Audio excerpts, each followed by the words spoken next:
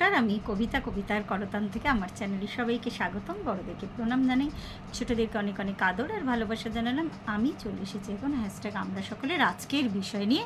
আজকের বিষয় দিদি মানে রঞ্জনা দি দিয়েছেন, আর বেশ মাথা খাটানোর একটা বিষয়। আর সত্যি কথা বলতে কি, আমি না কালকে রাত্রে একটু সিনেমা দেখছিলাম, আমি আমার হাজব্যান্ড ছেলে তিনজন, হইচইতে সিরিজ একটা আর কি। কালকে ওই জন্য বিষয়টা আমার চেক করা হয়নি, তো আজকে যখন চেক করেছি বেশ দেরি হয়ে গেছে। আর এমন একটা বিষয় একটু ভাবনা চিন্তা না করলে হবে না। তো আমি যে সময় বিষয়টা চেক করলাম, 4টে থেকে একটা ক্লাস থাকে, তো তখন তার আগে আগে সকাল থেকেও অনেকটাই ব্যস্ত ছিলাম, ভিডিও বানানো হয়নি।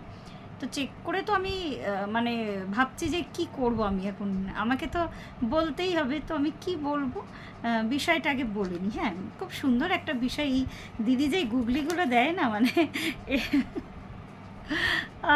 মানে সত্যি কথা, এগুলো একটু হোম টাস্ক না করলে হয় না। 4টে বিষয় আছে, সেটা হচ্ছে আলমারি, সেফটি পিন, নুন আর সিসিটিভি ক্যামেরা। তো এই 4টে জিনিস নিয়ে কিছু বলতে হবে। তো আমি জাস্ট মানে ওই ক্লাসটা আমার 5:30টায় শেষ হলো। তা আমি কি বলবো একটা সাধারণ একটা গল্পের মতো কিছু লিখলাম, ভীষণই সাধারণ। মানে জানি না ভালো লাগবে কি না, মানে আমার বুদ্ধিটাও ভীষণ সাধারণ, গল্পটাও আরও সাধারণ। তো যা লিখেছি আর কি সেটাই বলে শোনাচ্ছি আমি। যে সত্যি কথা, এগুলো না বেশ ব্রেনের এক্সারসাইজ হয় আর কি।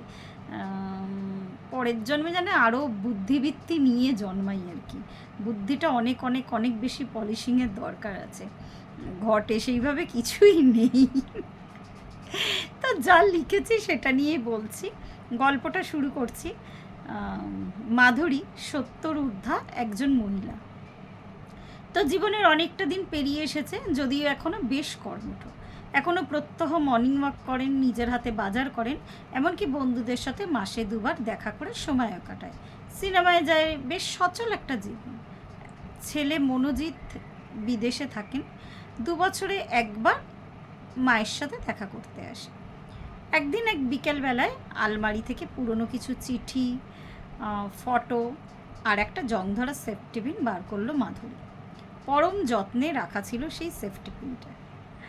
বেশ বছর 50 আগের ফ্ল্যাশব্যাকে মাধুরী চলে যায়। তখন সে কলেজে পড়ছে, তখন তার সাথে রূপমের আলাপ হয়, আর এই সেফটি পিন ছিল তাদের যোগসূত্র। বেশ মজার, মানে সত্যি সেফটি পিন যে কিছু যোগসূত্র হতে পারে, মানে এই ব্যাপারটা একটু মজার আর কি। তো কিভাবে হয়েছিল, একবার কলেজের ফাংশনে রূপম গান গাইতে স্টেজে ওঠার সময় রূপমের জুতো ছিঁড়ে যায়।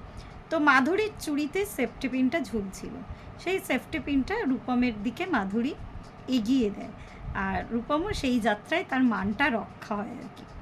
পরের দিন রূপম ধন্যবাদ জ্ঞাপন করে, আর সেই থেকে আলাপ, আর সেই থেকে বন্ধুত্ব, সেই থেকে প্রেম।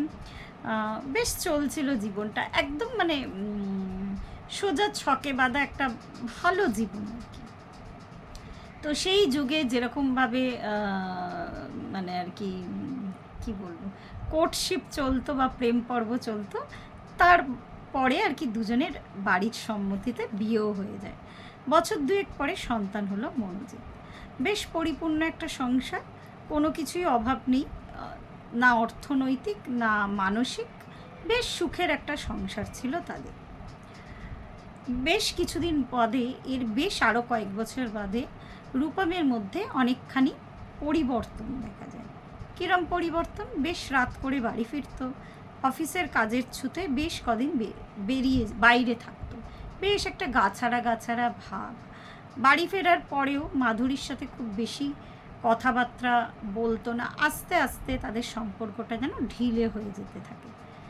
প্রথম ব্যাপারটা চাপা থাকলেও পরে একটু খোঁজ খবর নেয় মাধুরী, যে দেখা যায় যে রূপম পরকীয়ায় লিপ্ত, আর তার অফিসেরই একজন সামান্য কর্মচারী একটি মেয়ে সাথে তার যোগাযোগ আছে, বুঝতেই পারছেন কি বলছি, এমনকি তার একটা আলাদা সংসারও আছে। তো এইসব ধরা পড়াতে রূপম বেশ অস্বস্তিতে পড়ে। কোনো ক্রমে এই নিয়ে বেশ অনেকখানি জল গড়ায়, কোনো ক্রমে ছেলেমেয়ের ছেলের আর কি, ছেলের মুখ চেয়ে আর মাধুরীর প্রচণ্ড দাপটে চাকরি যাবার ভয় সব মিলিয়ে রূপম বেরিয়ে আসে সেই সম্পর্ক থেকে। মেয়েটি বেশ গরিব ঘরের মেয়ে ছিল আর রূপমের থেকে বয়সে অনেক ছোট।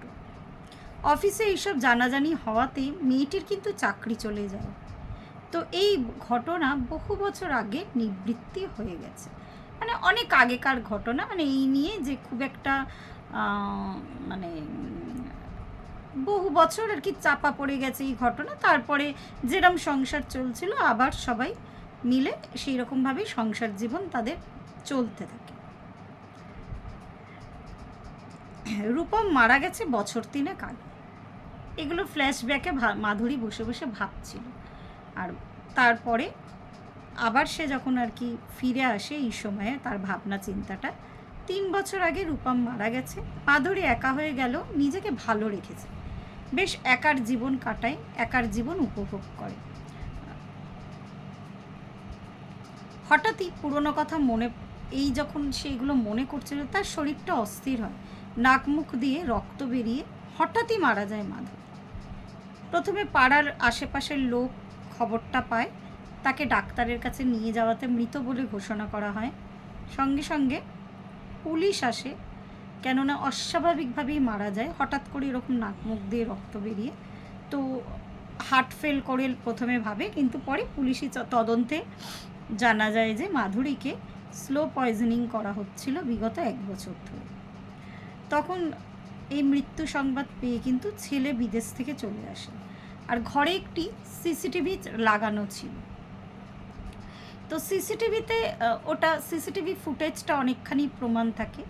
তো সিসিটিভি ফুটেজে দেখা যায় যে যে রান্নার মহিলা আর কি, তারও মোটামুটি বয়স হয়েছে, মাঝ বয়সের বেশ উপরের দিকে তারও বয়স। সে প্রতিদিন রান্নার পরে যখন মাধুরীকে খাবার পরিবেশন করতো, নুনের মতন আর কি নুন মেশানো হতো তার খাবারে আর কি।